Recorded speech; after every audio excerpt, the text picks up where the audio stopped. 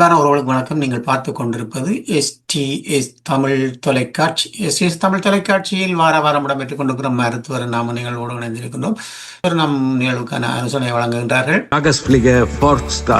ஈழத்து பெண்மணியால் ஜெர்மனியில் வதனி செல்வநாதன் அவர்களால் உருவாக்கப்பட்ட முதியோர் பராமரிக்கும் இல்லம்.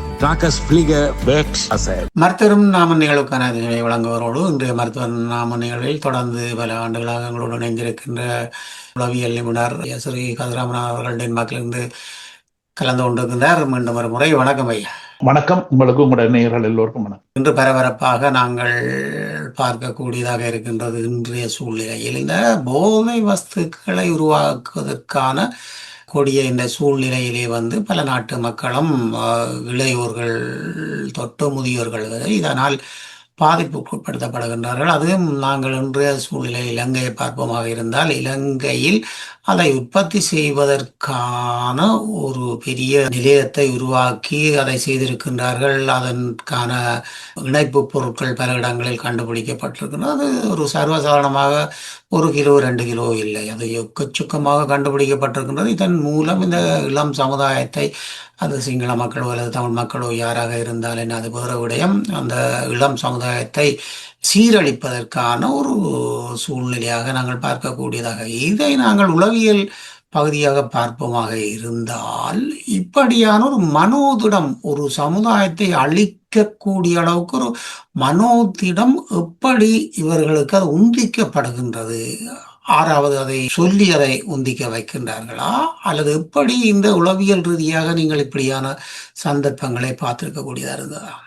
இது ஒரு முக்கியமான அருமையான ஒரு விடயத்தை இன்றைக்கு முன்வைத்திருக்கின்றீர்கள். இதை உதாரணமாக உளவியல் மாத்திரமல்ல, சமூகவியலாகவும் இதை நாங்க பார்க்க வேண்டிய தேவை இருக்கு. ஏனென்று சொன்னா, ஒரு சமூகங்கள் தங்களுடைய உண்மையான இயங்கு நிலையில இருந்து தன்னுடைய விழுமியங்களை இழந்து குழம்பி போற நேரத்திலே தான் இந்த மாதிரியான போதைப் பொருள்களோ அல்லது போதைப் பொருள் சம்பந்தமான அதோட தொடர்புடைய விடயங்கள் எல்லாமோ ஒரு சமூகத்துல பெரிதாக வருகிறது. அது ஒரு பெரிய ஒரு பிசினஸாக, பெரிய ஒரு வியாபார பொருளாக, வெறும் வியாபாரம் என்று நாங்கள் ஒரு சொல்லில சொல்ல முடியாது. அதுல மிக ஆழமான அர்த்தமுள்ள விடயங்கள் அதுல அடங்கி இருக்கின்றது, அதுல பொதிந்து போய் இருக்கின்றது. கூடுதலாக இப்ப எங்கட இலங்கையை நாங்க எடுத்தோம் என்று சொன்னா, இன்றைய இலங்கையில கூடுதலாக இன்றைக்கு கண்டுபிடிக்கப்படுகின்ற இந்த போதைப் பொருள் உற்பத்தி தொழிற்சாலைகள், அதோடு சம்பந்தப்பட்ட ரசாயன திரவங்கள், அந்த போதைப் பொருள் பாவிச்ச பிறகு கொட்டி இருக்கிற கழிவுகள் போடப்பட்ட இடங்கள் என்று சொல்லி பெரிய அளவில் கண்டுபிடிக்கப்பட்டு கொண்டு இருக்கின்றது. இப்ப உதாரணமாக இந்திய ஜனாதிபதி என்று சொல்றவர்கள் பல விஷயங்களை செய்ய முயற்சிச்சாலும் ஆனா இந்த ஒரு விடயத்துல ஒரு முன்னேற்றகரமாக இருக்கிறது நாங்கள் தற்காலிகமாக பார்க்கக்கூடியதாக இருக்கு. அது எவ்வளவு தூரம் நின்று பிடிக்கும் அல்லது பெரிய தைரியமான முன்னேற்றத்தை தரும் என்று எங்களுக்கு தெரியாது. ஆனா அவர் இந்த இடத்துல கை வச்சிருக்கிறார்கள். அவர்கள் வெறும் அந்த உள்ளூர் விடயம் என்று இல்லாம ஒரு இன்டர்நேஷனல் லெவல்ல, அதாவது அந்த சிங்கள அந்த போதைப் பொருளோடு சம்பந்தப்பட்ட ஜாம்பவான்கள், அந்த தலைவர்மர் கட்டார், இப்படி இந்த சவுதி அரேபியா இப்படியான நாடுகள்லையும் போய் ஒளிஞ்சிருக்கின்றார்கள். இப்ப இந்தோனேசியாவிலையும் போய் ஒளிஞ்சிருக்கின்றார்கள். துருக்கி போன்ற நாடுகள்லையும் போய் ஒளிஞ்சிருக்கின்றார்கள். இப்படி பல இடங்கள்ல அவர்கள் போய் ஒளிஞ்சு போய் இருக்கு. அவர்கள ஒரு பகுதியா அந்த 5 பேரை இந்தோனேசியாவில போய் பிடிச்சு கூட்டிக் கொண்டு வந்தது என்று சொல்றது ஒரு முக்கியமான ஒரு விடயமாக இதுல கணிக்கப்பட வேணும், கணிக்கப்பட்டு கொண்டு இருக்கின்றது. ஏன்னா அந்த 5 பேரும் பெரிய, இப்ப அவர்களை வச்சுதான் இந்த போதைப் பொருள் செய்கிற இடம், அந்த தொழிற்சாலை நுவரெலியா பக்கத்துல இருந்தது, அது இதுன்னு சொல்லி கண்டுபிடித்த என்று சொல்லி இப்ப பல அறிக்கைகள், பல ரிப்போர்ட்டுகள் வந்து கொண்டு இருக்கின்றது இல்லையா. ஆனா இப்ப இந்த விடயங்கள் எல்லாவற்றையும் பார்க்கும்போது இன்னும் அந்த ஆழமான இடத்துல அங்க ஏன்னா இவர்கள் போதைப் பொருள் செய்கிறார்கள் என்று சொன்னா, இல்ல போதைப் பொருள் தலைவர்களாக இருக்கிறார்கள் என்று சொன்னா, இவர்கள் மாத்திரம் அங்க இயங்க முடியாது. இவர்கள் மாத்திரம் இதுக்கு தலைவர்களாகவோ பெரிய பண முதலைகளாக போதைப் பொருள் தலைவர்களாக இருக்க முடியும். அங்க உள்ள அரசாங்கம், அங்க உள்ள அரசியலாளர்கள், அந்த சமூகத்தில் உள்ள பெரிய மனிதர்கள் இவர்களுக்கு பின்னுக்கு நின்றாதான் இவர்களால இந்த மாதிரியான விஷயத்தை செய்ய முடியும். என்று சொன்னா ரசாயன பொருளால வெளியில இருந்து எத்தனையோ தொன் கணக்காக இறக்கி இருக்கார்கள், கண்டெய்னர்ல வந்த என்று சொல்லி இப்ப இங்க பல அறிக்கைகள் கூறுகின்றது இல்லையா. அந்த வெளிநாட்டில இருந்து கப்பல்கள்ல கண்டெய்னர்கள்ல இந்த மாதிரியான மூலப்பொருட்களை கொண்டு வர்றதற்கு கஸ்டம் ஆபீஸ், அதாவது வரி திணைக்களம் என்று சொல்றவர்கள் ஒத்துழைப்பாக இருந்தா தான் அதை கொண்டு வரலாம். அல்லது அந்த இடத்துக்கு இலங்கைக்குள்ள எந்த கண்டெய்னரும் இலகுவாக கட்டுப்பாடுகள் அதுகள் செக் பண்ணாம உள்ளுக்கு கொண்டு வர்றதுன்றது இலகுவான விஷயம் அல்ல. அப்ப இந்த விடயத்துல இந்த அரச மட்டத்துல உள்ள பெரிய மட்டத்துல உள்ளவர்கள் எல்லாருமே இதுல சேர்ந்துதான் இது ஒரு கூட்டான செயல்பாடாக இருக்கின்றது.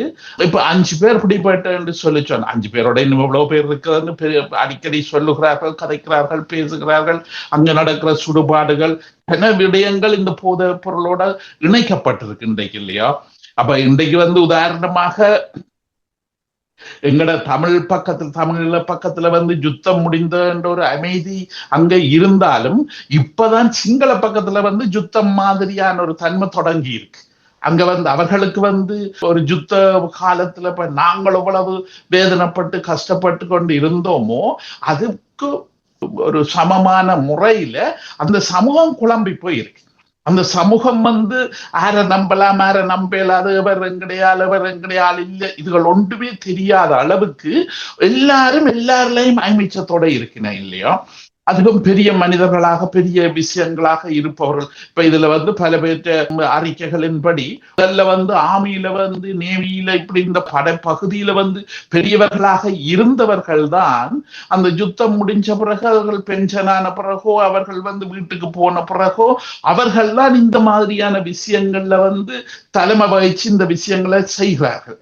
ஏன்னா அவர்களுக்கு அந்த தங்களோட இருந்த போர் வீரர்கள் இவர்கள் எல்லாரையும் இணைக்கச்சுவோம். அடுத்தது அவர்களுக்கு ஆயுதம் பற்றிய பயிற்சி அவர்கிட்ட தாராளமாகவே இருக்கு. அடுத்தது அந்த இருட்டுக்குள்ள போய் வேலை செய்யற மாதிரி அந்த ரகசியமாக வேலை செய்யற விடயங்கள்லையும் அவர்களுக்கு நல்ல பயிற்சி, அதாவது இப்ப ஆர்மி என்று ஒரு போரை நடத்துறதுக்கு தேவையான பல பயிற்சிகள் இப்ப இந்த போதை பொருள் என்ற சொன்ன விஷயத்துக்கு அப்படியே மாத்தலாம். அதுக்கு போறதுக்கு பெரிய பயிற்சியோ பெரிய இதுகளோ தேவையில்லை இல்லையோ. இங்க என்ன விஷயத்தை கற்றுக்கொண்டார்கள், இந்த யுத்தம் செய்யறதுக்காக என்னென்ன விஷயத்தை கற்றுக்கொண்டார்களோ அந்த விடயம் முழுக்களையும் இது ஒரு நாட்டுக்கு விடுதலை ஏதோ ஒரு கொள்கையோட இதை இயங்கினார்கள். இங்க கொள்கை இல்லாம லாபம் என்றதான் இதுல முக்கியமானது. இது நடத்துறவர்களுக்கு லாபம் என்று முக்கியமானதாக இருந்தாலும் அதுக்கு பின்னால இருந்த அரசியல்வாதிகள் அவர்களுக்கு சமூகங்களை உடைக்கணும், சமூகங்களை நாசமாக்கணும். அதாவது இளம் சந்ததிகள், அது கூடுதலாக அது எங்கட தமிழ் பக்கத்துல இந்த போதைப் பொருள்கள் எவ்வளவு தூரம் பரவி இருக்கு, அதுக்கு இந்த பாதுகாப்பு படைகள் அல்லது இந்த புலனாய்வு துறைகள் இவர்கள் எல்லாருடைய ஒத்துழைப்போடையும் அங்க பரவி இருக்குன்னு நாங்க இதுல ஏற்கனவே இங்க நாங்க பேசி இருக்கிறோம். இதே மாதிரியான விஷயம் இப்ப கிடைக்கிற இந்த தகவலின்படி எங்களுக்கு பெரிய ஆச்சரியத்தையும் பெரிய கஷ்டமான ஒரு அதிர்ச்சியான விஷயத்தை தருகிறது என்னன்னு சொன்னா, தங்கட சமூகத்தை தங்கட வேற அளிக்கிறார்கள் இல்லையோ. அப்ப அந்த சமூகம் இவ்வளவு தூரம் போறதுக்கு அவர்கள் தாங்கள் படைப்பலங்களோட அல்லது பொடி காட்டுகளோட வீடுல வலு சௌக்கியமா இருந்து கொண்டு இந்த மாதிரியான எதுக்கும் அடியாக்களா இருந்த அவர்களை இந்த வியாபார இதுக்கு கொண்டு போட்டு அவர்களை வச்சு அவர்கள் எத்தனையோ மடங்கு காசை இதுல உழைச்சு கொண்டு போகிறார்கள் இல்லையோ. அப்ப இதனால இந்த விடயம் இந்த மருத்துவ விஷயம் என்று சொல்றது ஒரு பக்கத்துல இது ஒரு லாபம் என்று மேலோட்டமாக நாங்க சொன்னாலும் அது சின்ன ஒரு விளக்கம் என்றுதான் எனக்கு படுகிறது. அந்த லாபம் என்றதுக்கு மேலாக அடி ஆழத்துல உள்ள விஷயம் என்னன்னு சொன்னா அந்த சமூகங்களை ஒரு துவம்சம் பண்றது, அந்த சமூகங்களை நிம்மதியா இருக்க விடாம, அந்த சமூகத்துல உள்ள பெரிய அரசியலை பற்றி சிந்திக்க விடாம, அல்லது உதாரணமாக ராஜபக்ச குடும்பம் என்று சொல்லப்படுற அவர்கள் நிறைய காசு அடிச்சார்கள், கொண்டு போனார்கள், யுத்தத்தை வச்சு பிழைச்சார்கள் என்ற ஒரு விஷயம் பெரிதும் எல்லாரிடமும் கதைக்கப்படுகின்ற ஒரு விஷயம். தமிழர் மாத்திரமல்ல, சிங்கள பக்கம் எல்லா இடமுமே கதைக்கப்படுறது. அப்ப அவர்கள்ட்ட இருந்து கவனத்தை திசை மாத்திரத்துக்காகவே இந்த போதைப் பொருள் விஷயங்களை உருவாக்கி இருக்கலாம் இல்லையா? நாங்கள் இதெல்லாம் இங்க இப்பவுமே இது தொடர்ந்து கொண்டிருக்குது, வேற யாரோதான் இது செய்யணும், வேற யாரோதான் இது நடத்தி கொண்டிருக்கிறேன்ற மாதிரி இப்படி ஒரு தங்கட இடத்துல இருந்து கவனத்தை திசை திருப்புறதுக்காகவும் இப்படியான விஷயங்கள் நடந்து கொண்டு இருக்கிறதாக சொல்லலாம் இல்லையா? ஆனா இதுகள் எல்லாத்தையும் விட மிக மோசமான முறையில கடந்த காலங்கள்ல இந்த போதைப் பொருள் கூடுதலாக பெரிய பிரபல்யம் அடைஞ்சு இருந்ததற்கு கடந்த காலத்துல பெரிய அரசியல்வாதிகள் பேர் போன ரணில் விக்ரமசிங்காவோ மைத்திரிபாலோ இப்படியான அவர்களோட காலத்துல நிறைய இருந்தது, நிறைய பரவி இருந்தது. அப்ப அவர்கள் தாங்கள் சுத்தமான பௌத்தர்கள், சுத்தமான சமயவாதி, அரசியல்வாதிகள் என்று சொல்லி இருந்தாலும் அவர்களோட இடத்திலையும் இந்த விஷயம் உருவாகி இருக்கு, பரந்திருக்கு, இந்த விஷயங்கள் நிறைய நடந்திருக்கு இல்லையா? அப்ப இந்த விடயங்களை நாங்க வச்சு பார்க்க இதுல ஒரு விஷயம், அதாவது மக்களின் பொருளாதார கஷ்டங்கள்ல இருந்து மக்களை திசை திருப்புறதுக்காக இப்ப உளவியல் பார்வையில அப்படி அதையும் நாங்கள் அதை பற்றி சொல்லலாம். ஏன்னா இந்த விடயம் எங்கட இலங்கையில மாத்திரமல்ல, யுத்தம் நடந்து முடிஞ்ச பல நாட்டில இந்த விஷயம் பெரிய அளவில் செய்யப்படுகின்றது. இப்ப உதாரணமாக நான் வேலை செய்த அந்த பொஸ்னிய நாட்டு இதுகள், ஆப்கானிஸ்தானுகள், ஈராக்குகள், இப்படியான யுத்தம் முடிஞ்ச காலத்துல இந்த மாஃபியா என்று சொல்லப்படுகின்ற இந்த போதைப் பொருள் ஜாம்பவான்கள் தான் அங்க போய் குடியேறிடுவாங்க இல்லையோ? அங்க அந்த நாட்டை பராமரிச்சு செயல்படுத்தக்கூடிய அரசியல்வாதிகள் அல்ல அரசியல் கருத்துக்களை உள்ளவர்கள் எல்லாரும் அகதிகளாக ஓடி போய்விட்டார்கள். அவர்கள் ஒரு தரம் அங்க இல்லை. அப்படி அங்க இருந்தாலும் அவர்கள் இந்த வெளிநாட்டு பெரிய ஆக்களின் தேவைகளை நிவர்த்தி செய்கிற ஆக்கள் ஏஜென்ட்டுகளாகத்தான் அங்க இருக்கிறார்கள் இல்லையோ? அப்ப அவர்கள் ஒருதருக்கும் சொந்த மண்ணோ, சொந்த நாடோ, சொந்த மக்களோ இவர்கள் எவர்களையும் விருப்பம் என்றது இல்லை. அவர்கள் எல்லாரையும் எவருக்கும் விலை பேசி விற்கிறதுக்கு தயாராக இருக்கிறார்கள்.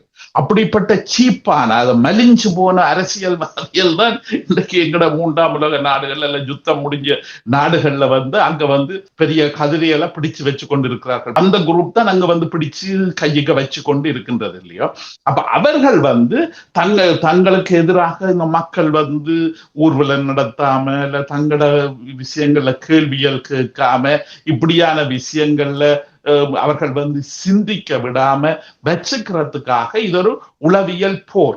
இப்ப போதைப் பொருள் என்று சொல்றது ஒரு வகையான உளவியல் போர் ஆயுதம் என்று சொல்லி இதை நாங்கள் பல நாடுகள்ல பார்த்துனாங்க. இப்ப இலங்கையில நடக்கிறதை இப்ப நாங்க நேரடியாக தரிசிக்கிறோம். அப்ப இந்த விஷயத்துல அந்த சமூகத்தில் உள்ள பல கட்டுக்கோப்பான விஷயங்கள் எல்லாத்தையும் உடைச்சு நெருக்கிற விஷயமாக இருக்கின்றது. ஆனா இது எல்லாத்தையும் நாங்க மேலோட்டமாக பார்க்காம மிக ஆழமாக பார்த்தோம் என்று சொன்னா, இந்த தங்கட சொந்த மக்களை, தங்கட சொந்த நிறுவனங்களை, சுமூகமாக வாழக்கூடிய சிங்கள பக்கத்துல இப்ப நாங்க நடுநிலைமையில இருந்து பார்த்தா அவர்கள் நாங்கள் புத்த தர்மத்தை உலகத்திலேயே சிறந்த முறையில பின்பற்றுறது நாங்கள் தான், புத்த தர்மம் எங்கள்கிட்ட தான் இருக்கு, புத்த தர்மத்தை நாங்கள் தான் இன்றைக்கு நவீன காலத்துல முன்னெடுத்துறோம் பெரிய அட்வர்டைஸ்மெண்ட் செய்கிறார்கள் உலகம் பூராக. இப்ப உதாரணமாக டென்மார்க்ல இப்ப எனக்கு தெரிஞ்ச இந்த டென்மார்க் மக்கள் கூட இலங்கைக்கு இளம் பிள்ளைகள் படையெடுத்து கொண்டு போகுது. அதாவது அந்த புத்த சமய நிறுவனங்கள் இங்க பெரிய செய்திகளை வெளியிடுறார்கள். இன்ன மாதிரி உங்களோட மன அமைதிக்கு, உங்களோட மன அழுத்தங்கள் இதுகள் எல்லாத்துக்கும் நாங்கள் நிவாரணம் வச்சுக்கிறோம். புத்த சமயத்தின்படி எங்கள்கிட்ட விசேஷமான யோகாசனங்கள், மெடிடேஷன், இப்படி பல விஷயங்கள் நாங்க வச்சிருக்கோம். உங்களுக்கு நல்ல இந்த விஷயம், இந்த கதைகளை, இந்த கட்டுரைகளை வாசிச்சு நம்பி இங்க எனக்கு தெரிஞ்ச என்னோட வேலை செய்த பிள்ளைகள் கூட பல பேர் அந்த கொழும்புக்கு கண்டியில இருக்காம அந்த இடம் என்று சொல்லி பல பேர் போயிருக்கிறார்கள் இல்லையா?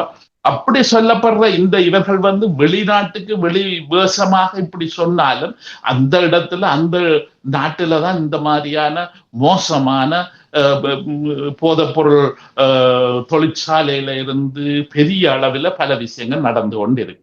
மற்றது இப்ப இதுல மிக நிதானமாக உன்னிப்பாக நாங்க விளங்க வேண்டும் என்று சொன்னா அவர்கள் இந்த போத தொழிற்சாலைகள் அல்ல போத உற்பத்தியல்கள் எல்லாத்தையும் வெறும் இலங்கைக்காக அவர்கள் அங்க செய்யல, அந்த நோக்கத்தோடு அவர்கள் செய்திருப்பார் என்று எனக்கு படையில. அங்க இந்த அரசியல்வாதிகள் எல்லாருமே தங்கட கையுக்குள்ள இருக்கிறபடியால ஒரு முழு சுதந்திரத்தோடு அங்க இதுகளை செய்து அங்கால் பக்கத்து அயல் நாடுகள், இப்ப உதாரணமா சிங்கப்பூரோ மலேசியாவோ பர்மாவோ அல்லது இந்தியா எல்லாம் ஒரு அமைதியா இருக்கிற ஒரு நாடு மாதிரி இருந்தாலும் அங்கெல்லாம் இவர்களுக்கு நல்ல சந்தைகள் இருக்கு. அப்ப அந்த சந்தைகளுக்கு இங்க இருந்து விசேஷமான தரமான பயங்கரமான போதைப்பொருள் செய்து கொண்டு விற்கக்கூடிய இடங்கள், வாய்ப்புகள், வசதிகள் எல்லாம் அப்ப இங்க இலங்கையில செய்யற தொழிற்சாலையில் செய்யறன்னு சொன்னா இங்கத்தைக்கு மாத்திரமண்ட அல்ல, அந்த சூழல் நாடுகளையே அநியாயமாக்குற ஒரு விஷயமாகத்தான் இன்றைக்கு இது நடந்து கொண்டு இருக்கிறத நாங்க பார்க்கிறோம். அடுத்த இப்ப உதாரணமா இன்னொரு விஷயத்தையும் இந்த விஷயத்தோட சம்பந்தமாக நாங்க பேச வேணும். போதைப் பொருள் என்று சொல்லப்பட்ட இவர்களுடைய விலைப்பின்னல், இவர்களுடைய இன்டர்நேஷனல் உலகளவிய விலைப்பின்னல் இன்றைக்கு எல்லா நாட்டிலையும் பரவி இருக்கு. அந்த அவர்களுடைய கண் பார்வையில அவர்களுடைய நெட்வொர்க்கில் அவர்களுடைய கைக்குள்ள இல்லாத நாடுகள் என்று இதையும் சொல்லி இல்லாம இருக்கு. இன்றைக்கு ஐரோப்பிய நாடுகளே அவர்கள் இந்த கைக்குள்ள தான் அகப்பட்டு போய் இருக்கு இல்லையா. இப்ப உதாரணமாக இங்க டென்மார்க்கை பொறுத்தவரை பல போதைப் பொருள்கள் தொன் கணக்கில் பிடிக்கிறார்கள் இல்லையோ, 3 மாதத்துக்கு ஒருக்கா 4 மாதத்துக்கு ஒருக்கா அப்படி பல முறையில பிடித்து கொண்டிருக்கிறார்கள் இல்லையோ.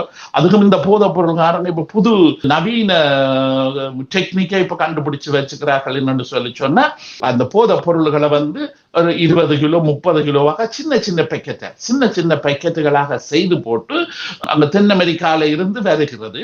அந்த தென் அமெரிக்கால இருந்து கொண்டு இப்ப ஹொலண்டியோ அல்லது டென்மார்க்கு கிட்ட உள்ள ஒரு ஆழ்கடல்ல அதை தனித்தனி பேக்கெட்டுகளாக கடல்ல போட்டுட்டு போயிடுவார். அப்ப அந்த கடல்கள்ல போட்டுட்டு அந்த பேக்கெட்டுகள்ல ஜிபிஎஸ் நம்பர் இருக்கு. இந்த ஜிபிஎஸ் நம்பர் இருக்கிறபடியால அதே நம்பர் இங்க கரையில உள்ளவே தெரியுங்கிறாங்க. அது இந்த ஏஜென்ட்கள்ட்ட இவங்கள்ட்ட அப்ப எல்லாம் அவங்களெல்லாம் அந்த பெரிய கப்பல் கொண்டு போட்டுட்டு போன பிறகு அடுத்த நாளோ இவர்கள் போய் அந்த ஜிபிஎஸ் வச்சுக்கொண்டு அதை போய் இலகுவாக எடுத்துக்கொண்டு இந்த இப்படி விஞ்ஞான ரீதியாக என்ன நல்ல விஷயங்கள் என்று கண்டுபிடிச்சார்களோ அதுகள் முழுக்க இவர்கள் பாதிக்கிறார்கள். இன்றைக்கு இவர்களுடைய வருமானத்துக்காக இவர்களுடைய செயல்பாட்டுக்காக அவர்கள் சகல தற்கால நவீனத்துவமான டெக்னிக்கல் எல்லாத்தையுமே பாவிச்சு அப்ப இந்த விடயம் உதாரணமாக இப்ப இங்க உதாரணம் தென் அமெரிக்காவை தான் எல்லாரும் சொல்லுகிறார்கள். தென் அமெரிக்கால இருந்து அல்லது ஆப்கானிஸ்தான்ல இருந்து இப்ப ஓபியம் என்று சொல்றது ஆப்கானிஸ்தான், பர்மா, தாய்லாந்து அந்த ஏரியால இருந்து ஓபியம் என்றது வருது. ஆனா இப்ப கொக்கைன் என்று சொல்லப்படுகின்ற இந்த விடயங்கள் தென் அமெரிக்கால இருந்து வருது. இது 2 பெரிய போதைப் பொருள் சூழல்ல தான் இன்றைக்கு உலகம் வாழுது இல்லையா.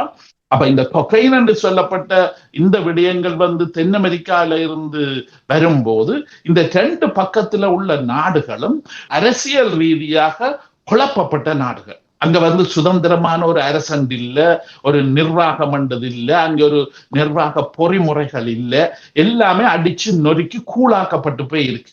அப்ப அந்த கூழாக்கப்பட்டு அங்க தடியெடுத்தவன் தான் தண்டக்காரன், அவன்கிட்ட தான் அந்த பதவியல் அந்த ஊரே அடங்கி இருக்கும் இல்லையோ. இப்படியான ஒரு உடைஞ்சு நொறுங்கி போய் இருக்கிற இந்த சமூகங்கள்ல தான் இந்த போதைப் பொருள் விஷயங்கள் மிக அதிகமாக உற்பத்தி செய்யப்படுகின்றது. இப்ப உதாரணமாக தென் அமெரிக்கால உள்ள கொலம்பியாவோ பேருவோ அல்லது வெனிசுலா இப்படியான பல நாடுகள் இன்றைக்கு பத்திரிகைகள்ல சொல்லப்பட்டு கொண்டு வருது. இங்கதான் அந்த பெரிய பெரிய தொழிற்சாலைகள் இருக்கின்றது, அந்த தொழிற்சாலைகள்ல இருந்துதான் இப்படி இந்த நாடுகளுக்கு பொருள் அமெரிக்காக்கெல்லாம் நியாயமான போதைப் பொருள் அங்க கொலம்பியா அல்லது மெக்சிகோ இப்படியான இடங்கள்ல இருந்தான் போகுது இல்லையோ. இந்த சூழ்நிலையில நாங்கள் பார்ப்போமா இருந்தால் இப்போ ஒரு கெடுதலான விஷயத்தை செய்கின்ற போது மனதில் பல கேள்விகள் வரும். உதாரணத்துக்கு நான் இப்படி ஒன்றை செய்ய போனால் என்னை மறியல்கள் போட்டு விடுவார்கள் அல்லது தூக்கில் போட்டு விடுவார்கள் என்ற ஒரு மனோநிலை பயம் எல்லாம் வரும். இவர்களுக்கு இப்படியான திடம் இப்படி உளவியல் ரீதியாக ஏற்படுகின்றது. இவர்களை பொறுத்தவரையிலிருந்து மனநிலை குழம்பினவர்கள் தான் இந்த விஷயத்தை செய்கிறார்கள். நேர்மையான சாதாரண வாழ்க்கை, தான் தனக்கு ஒரு மனைவி தனக்கு ஒரு பிள்ளை அது மாத்திரம் இருந்தால் போதும், நாங்கள் இவ்வளவு அமைதியா இருந்து மற்றவைக்கும் மரியாதை செலுத்தி மற்றவையோட இணைந்து ஒரு குடும்பமாக கூட்டாக இந்த சிந்தனை இவர்களுக்கு கிடையவே கிடையாது. இவர்கள் வெறும் தனி மாப்பிள்ளைகள், தனி ஆம்பளைகள். இவர்கள் கூடுதலாக அந்த போர் ஆமி இப்படியான படை பகுதியில இருந்து ரத்தத்தை பார்த்தவர்கள், பெரிய கொலைகளை செய்தவர்கள். அப்ப இவர்களுக்கு ஈன இரக்கம் இதுகள் என்றது எதுவுமே கிடையாது இல்லையோ. அவர்களை பொறுத்தவரையில ரத்தம் என்று பார்க்கறது, ஒரு கொலை என்று பார்க்கறது அவருக்கு ஒரு பொழுதுபோக்கு, ஒரு சமூகத்தை உடைச்சாக்கள் இல்லையோ. அவர்களை பொறுத்தவரையில அவர்களுக்கு தனியான உளவியல் இருக்கு. இப்ப நாங்க இப்ப அகதி மக்களுக்கு பாவிக்கிற இந்த உளவியல் அதை அவர்களுக்கு பாவிக்கிறதில்லை. அவை வெட்ரான் சைக்காலஜி என்று சொல்றேன். வெட்ரான் சைக்காலஜி என்று சொன்னா போராட்டத்துல போர் வீரர்களாக இருந்து, அந்த போர் வீரர்களாக இருந்து கொலை செய்கிறதையே தொழிலாக, சம்பளமாக, அதுக்கு பயிற்சி கொடுக்கப்பட்டு அந்த கொலை செய்கிற விஷயத்தை விஞ்ஞான ரீதியாக அரசாங்க ரீதியாக அனுமதி பெற்று இந்த விஷயங்களை செய்து கொண்டு வந்தவர்கள் இல்லையா. அப்ப அந்த மாதிரியான விஷயங்கள் அவர்கள்ட்ட தாராளமாக இருக்கிறபடியால அவர்களுக்கு மனித தன்மையோ மனித சுய உணர்வோ மனித சிந்தனை இவைகள் அகராதியில இருக்கவே இருக்காது. அப்ப அவர்களை பொறுத்தவரையில போராட்ட இடத்துல பல பேர் இங்க தங்களோட வரலாற்றை எழுதும் போது சொல்லுவார்கள் என்னன்னு சொன்னா, அங்க எதுக்கும் நாங்க கொள்ளையடிக்கணும், எல்லாமே எங்களுக்கு தான் சொந்தம். பொண்ணுல இருந்து, பணத்தில இருந்து, பொருள்கள்ல இருந்து எல்லா கொள்ளையடிக்கிறது அவைக்கே. உதாரணமாக இந்த ஆமி இதுல அவர்களுக்குள்ளே ஒரு சின்ன சட்டம் ஒன்று வச்சிருக்கிறார்கள் என்று சொன்னா, கொள்ளையடிக்கிறதுல 30% உங்களுக்கு, மிச்சம் 70% உங்களோட பெரிய கொடுக்கும். இதுக்கு நல்ல உதாரணம் என்று சொன்னா, பொஸ்னியாவில பெரிய போர் நடந்தது, மிலோஷெவிக் என்று சொல்லி 92, 93 அந்த காலகட்டத்துல பெரிய போர் நடந்தது. இப்ப அதில பாதிக்கப்பட்டவர்கள் என்னட்ட வைத்தியத்துக்கு வந்தவர்கள். அப்ப அவர்கள் சொன்ன கதையத்தான் இதுல நான் உங்களுக்கு பகிர்ந்து கொள்ள விரும்புறேன். அப்ப அந்த இதுல மிலோஷெவிக் தன்னுடைய உண்மையான போர் வீரர்களை பாவியாம இந்த மாஃபியா என்று சொல்லப்படுகின்ற இந்த குளப்படி செய்கிற குழுவையும் கூப்பிட்டு சொன்னார், இந்த ஏரியா உங்களுக்கு நான் தாரேன், இந்த ஏரியாவை நீங்க ஆக்களை சுத்தப்படுத்தணும், இந்த ஏரியால உள்ள ஆக்கள் முழு பேரையும் சுத்தப்படுத்தணும். அங்க நீங்க கொள்ளை அடிச்சால் அதுல உங்களுக்கு 30%, எனக்கு 70%, அப்படி என்று சொல்லி ஒரு ஒப்பந்தம் ஒன்று செய்து அங்க விட்டு அவர்கள் அந்த தங்களோட ஊர்கள்ல இதுகள்ல இருந்த ஒரு பூச்சி புழு ஆடு மாடு ஒன்றையுமே அவர்கள் விட்டு வைக்க, எல்லாத்தையும் அழித்து போட்டார்கள் இல்லையோ. அப்ப அதுல ஒரு ரிப்போர்ட் தங்கட நாட்டுல வந்துதான் அந்த குழுவில ஒரு குழு கிட்டத்தட்ட 3000 தொன் வெள்ளியோ பவுனோ இதுகள் எல்லாத்திலையும் 3000 தொன் ஒரு ஆளுக்கு கிடைச்சேன்னு சொல்லி. அப்ப அந்த சமூகம் எவ்வளவு சேமிச்சு வச்சிருந்திருக்கு இல்லையோ. ஈழத்தமிழ் மக்கள் நாங்களும் அப்படித்தான், என்ன பரம்பரை சேர்த்து வச்சது எல்லாத்தையும் சண்டைக்குள்ள எல்லாத்தையும் அள்ளி கொண்டு போட்டாங்க இல்லையோ. அதுக்கு கணக்கும் இல்லை, வழக்கும் இல்லை, ஒன்றும் இல்லை. எவ்வளவு தொன்ன கொண்டு போனாங்களோ எங்களுக்கு தெரியாது இல்லையா. ஆனா அந்த சமூகங்கள் தொடர்ந்து அமைதியான வாழ்க்கையை பரம்பரையாக வாழ்ந்து கொண்டு வந்ததால குடும்ப சேமிப்பு, அது பரம்பரை சேமிப்புன்றது எல்லார்ட்டையும் இருந்ததுன்னு. இப்ப எங்களுக்கு தெரியும், எங்கட ஊர்ல சின்ன சின்ன தாம்பாளங்கள் இதுகள் என்று சொல்லப்படுகிற அந்த பித்தளை பொருள்கள்ல இருந்து நகையல்ல எல்லாமே அள்ளிக்கொண்டு போயிட்டு. இந்த மாதிரியான மனுஷர்களுக்கு அவர்கள் சேர்ந்து ஒரு இடத்துல கோப்பி குடிக்கும் போதோ இதுகள் செய்யும் போதோ ஒவ்வொரு கொலையையும் அவர்கள் தங்களுக்கு அதை சிரிக்கிறார்கள். நான் இந்த மாதிரியாக இவரை கொலை செய்தேன், நான் இந்த மாதிரியாக இவரை சித்திரவதை செய்து அவன் துடிக்க இருக்கிறத பார்த்து என்ஜாய் பண்ணினான், அவனை உடனடியாக நான் கடைசி இதெல்லாம் வரலாறுகளாக பதியப்பட்டிருக்கு இல்லையோ. இப்படியான விஷயம் எங்கட சாதாரணமாக நாங்கள் அகதி என்று வந்திருக்க எங்களுக்கு இது அப்பாற்பட்டது. இதை நாங்கள் கதையா கேட்கவே எங்களுக்கு கூசும்.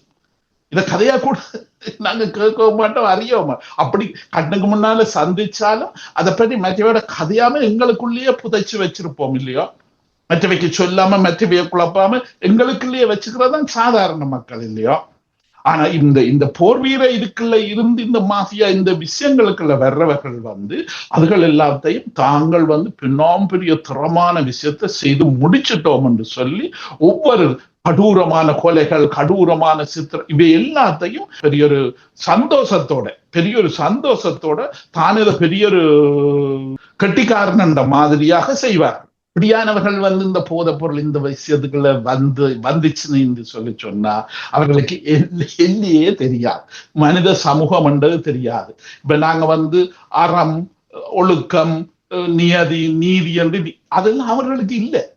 அவர்களுக்கு எங்களுக்கு கையில காசு வேணும், நாங்கள் சொன்னதை நீங்க எல்லாரும் கேட்கணும், உங்களோட எல்லா தலைவர்களாக அல்லது தலைவர்களுடைய சீடர்களாக நாங்க வந்திருக்கிறோம் இல்லையா. அப்ப எங்கள் எல்லாருக்கும் நீங்க அடங்கி நடக்கிறதா உங்களுக்கு தேவை. அப்படி அடங்கி நடக்கலையோ தனித்தனியாக ஒவ்வொருதா போடுவோம். அது ரோட்டுகள்ல வச்சோ வீடுகள்ல வச்சோ இலங்கையில நீதிமன்றத்துல கூட வச்சு ஆக்களை போட்டிருக்காங்க இல்லையோ. அப்ப இந்த விதமாக தங்களுடைய சர்வ அதிகாரத்தை ஆக்களை பயப்படுத்துறது கூட இந்த கொலைகளை நடு ரோட்லயோ இல்ல பப்ளிக்காக இப்ப நீதிமன்றம் இப்படியான இடங்கள்ல ஒரு கொலை நடந்து என்று சொன்னா அவருக்கு அவன் மற்ற சகோதர குழுக்கள்ல இருந்து இவருக்கு பெரிய பேர் வந்துடும் இல்லையோ. இப்படி இவங்களெல்லாம் பயங்கரமான துணிஞ்சவங்கள் நீதிமன்றத்துக்குள்ள போய் அல்லது போலீஸுக்கு முன்னால இதுகளுக்கு முன்னாலேயே போய் சுட்டு அவர் அவைக்க அது ஒரு மெடல் கொடுத்த மாதிரி அவைக்கு இப்படியான சில விஷயங்கள மயிர்கூச்சறிகிற விஷயங்களை அவர்கள் செய்திச்சு என்று சொன்னா அவர்களுக்கு மெடல் கொடுத்த மாதிரி அவர்கள் பெருசாக சொல்லிக் கொண்டு இருப்பார்கள். ஏன்னா அவர்கள் இதை வெறும் சொல்றது மாத்திரமல்ல, இங்க உள்ள அறிக்கைகளின்படி இப்படியான விஷயங்கள் செய்து கொண்டு ஒரு அமைப்பு என்று சொல்லி சொன்னா இளம் பிள்ளைகள் தாங்களாகவே அவர்கள்ட்ட போய் அங்கத்தவர்களாக சேர்வார்கள். அப்ப தங்களுக்கு இளம் சந்ததிகளை தங்களின் பக்கத்துக்கு இணைச்சு எடுக்கிறதுக்கு இப்படி பயங்கரமான விஷயங்களை செய்யறது அவர்களுக்கு பல நன்மைகளை கொடுக்குதுன்னு இங்க உதாரணமா இங்க போலீஸின் அறிக்கைகள் இதுகள் எல்லாமே அவர்கள் இங்க எழுதுகிறார்கள் இல்லை. அப்ப இந்த விதமான முறையில இப்ப நீங்க எடுத்த தலையங்கம் இது ஒரு பயங்கரமான ஒரு தலையங்கம். இது எங்க போகும், எங்க முடியும், என்ன மாதிரி நடக்கும் என்று எங்களுக்கு சாதாரண சொல்றது கதைக்கிறது கஷ்டமானது. இப்ப உதாரணமாக நாங்க உளவியல் இது செய்தாலும் இந்த மாதிரியான போராளிகள், பழைய போராளிகள் இப்படி போதைப் பொருளாக்களோட நான் இன்னும் சந்திக்கவே இல்லை. அவர்களை சந்திச்சதும் இல்லை, அந்த அனுபவம் இல்லை. ஆனா அவர்களை பற்றிய இங்கத்திய அறிக்கைகள், அந்த அரசாங்கம் போலீஸ் இது அந்த அறிக்கைகள் இதுல தாராளமாக வாசிச்சு அந்த அனுபவத்தை இப்ப இதுல உங்களோட பகிர்ந்து கொண்டன. ஆனா இந்த இடத்துல ஏதோ ஒரு விஷயம் ஜனாதிபதி என்று சொன்னவர் கன விஷயங்களை செய்யாவிட்டாலும் இதை சுத்தப்படுத்துறது என்று சொல்லி வெளிக்கிட்டு இதை சுத்தப்படுத்துறதுக்கு ஒரு ஆரம்ப நடவடிக்கை எடுத்ததை நாங்க ஓரளவுக்கு அதை மெச்ச வேணும் என்றுதான் நான் நினைக்கிறேன். மற்ற விஷயங்கள் அது காலங்கள்ல நான் அந்த மதிப்பீடுகள் சொல்ல வேணும். தற்போது இது ஒரு மெச்சக்கூடிய ஒரு விஷயமாக என்று சொன்னா பயங்கரமான ஆக்களை போய் இந்தோனேஷியால இருந்து மற்ற இடங்கள்ல இருந்து கொண்டு வந்திருக்காங்க, வெவ்வேறு இடங்கள்ல இருந்து கூட்டிக் கொண்டு போறதுக்காக முயற்சி செய்கிறார்கள் இல்லையா. ஆனபடியால இது ஒரு பயங்கரமான ஒரு விஷயம். நல்ல நேரத்துல நல்ல ஒரு விஷயத்தை எடுத்து கதைச்சிருக்கிறீங்க. எனக்கும் இதுல என்ற கருத்துக்களை சொன்னது எனக்கும் ஆறுதலாக இருக்கு. உறவுகளை இதுவரை நீங்கள் பார்த்தது மருத்துவர் நாமம் நிகழ்வுக்கான அரசினை வழங்கியவர்கள் ஈழத்து பெண்மணியால் ஜெர்மனியில் வதனி செல்வநாதன் அவர்களால் உருவாக்கப்பட்ட முதியோர் பராமரிக்கும் இல்லம் அரசுடைய வழங்கியவர்களோடு இன்று இந்த டென்மார்க் கழகத்தின் ஒளிப்பதிவில் பணிபுரிந்த ஐயா சர்க்குணம் ஐயா அவர்களுக்கும் செல்வி சுமங்கலியா ஸ்ரீகாதராமனுக்கு நன்றிகளை கூறிக்கொண்டு இந்த சிறப்பாக மருத்துவ நாமங்களில் இணைந்திருந்த ஐயா உளவியல் நிபுணர் ஸ்ரீகாதராமன் அவர்களுக்கு நன்றியை கூறிக்கொண்டு விடைபெறுகின்றோம். நல்லது ஐயா, கலந்து சிறந்தமைக்கு நன்றி, வணக்கம். நன்றி, வணக்கம். மீண்டும் ஒரு அடுத்த மருத்துவர் நாம நிகழ்வில் இணைந்து கொள்ளும் வரை உங்களை விடைபெறுகிறோம். நன்றி, வணக்கம். ஈழத்து பெண்மணியால் ஜெர்மனியில் வதனி செல்வநாதன் அவர்களால் உருவாக்கப்பட்ட முதியோர் பராமரிக்கும் இல்லம் 1000க்கு மேற்பட்டவர்கள் பராமரிக்கப்பட்டு வருகின்றனர். இல்லத்தில் தங்கி வாழ்வோர் வீடு சென்று அழைத்து வந்து நாளாந்த பராமரிப்பு மருத்துவ உதவி, உடல் பயிற்சி, சிறந்த உணவு வழங்கல், விளையாட்டு பொழுதுபோக்கு அம்சங்கள், சுற்றுலா அழைத்து செல்லல், இன்னும் பல உதவி சேவையுடன் மிளிர்ந்து நிற்கும் டாக்கஸ் பிலிகர் ஸ்ட்ராசே முதியோர் பராமரிக்கும் இல்லம். இங்கு வந்தவர்கள் தங்கள் இல்லங்களில் வாழ்வது போல் வாழ்வது இவர்கள் முகமலர்வில் தெரிகின்றது. தொடர்புகளுக்கு K. Vadani Selvanathan, Linden Strasse 16A 68 623 ஹாஃப் ஹை. தொடர்புகளுக்கு 004241309103. கை தொலைபேசி 004162205124. முதியோர் பராமரிப்புக்கு டாக்கஸ் பிலிகர் ஸ்ட்ராசே. இது ஒரு ஈழத்தமிழ் பெண்ணின் சாதனை. முதியோர் பராமரிக்கும் இல்லம்.